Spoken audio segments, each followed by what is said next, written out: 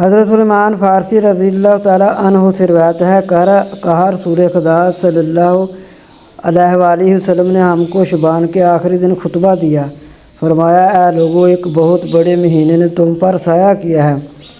اللہ نے اس کے روزوں کو فرض اور رات کے قیام کو نفل قرار دیا ہے۔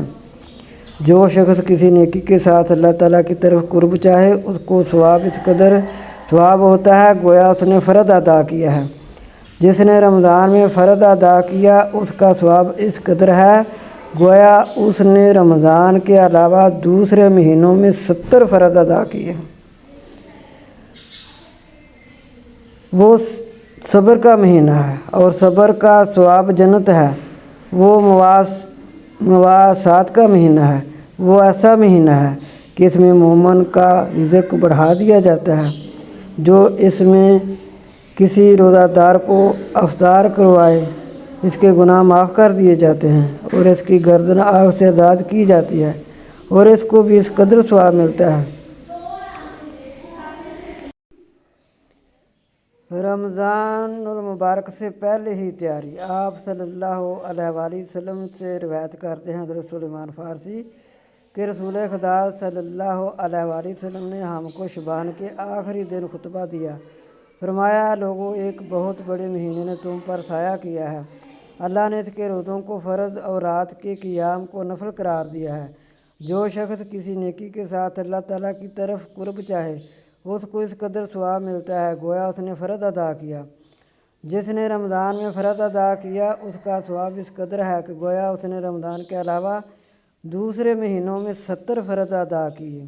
وہ صبر کا مہینہ ہے اور صبر کا ثواب جنت ہے۔ وہ مواسات کا مہینہ ہے۔ وہ ایسا مہینہ ہے کہ اس میں مومن کا رزق بڑھا دیا جاتا ہے۔ جو اس میں کسی روزہ دار کو افطار کروائے، اس کے گناہ معاف کر دیے جاتے ہیں اور اس کی گردن آگ سے آزاد کر دی جاتی ہے اور اس کو بھی اس قدر ثواب ملتا ہے۔ اس سے روزہ دار کے ثواب میں سے کچھ کمی نہیں آتی۔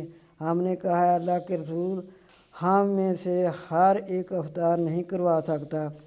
رسول خدا صلی اللہ علیہ وآلہ وسلم نے فرمایا، اللہ تعالیٰ اس شخص کو بھی ثواب عطا فرماتا ہے جو ایک گھونٹ دودھ، ایک کھجور یا ایک گھونٹ پانی سے کسی کا روزہ افطار کرواتا ہے۔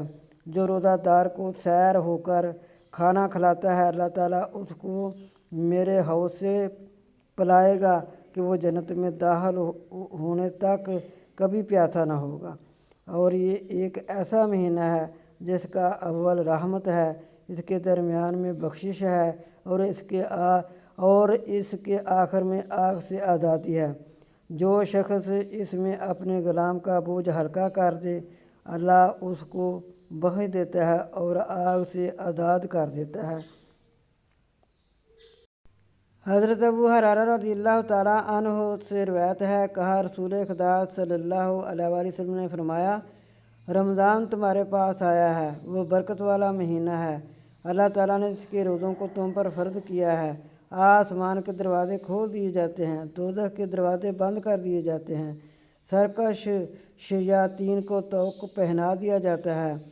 اس میں اللہ تعالیٰ کی ایک رات ہے جس کی عبادت 1000 ماہ کی عبادت سے افضل ہے۔ جو کوئی اس کی خیر سے محروم کر دیا گیا، وہ ہر بھلائی سے محروم رہا۔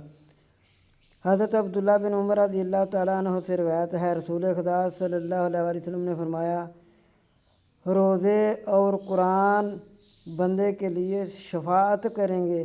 روزے کہیں گے، اے میرے پروردگار، میں نے اس کو کھانے اور خواہشات سے دن کو روکے رکھا، اس میں میری سفارش قبول فرما۔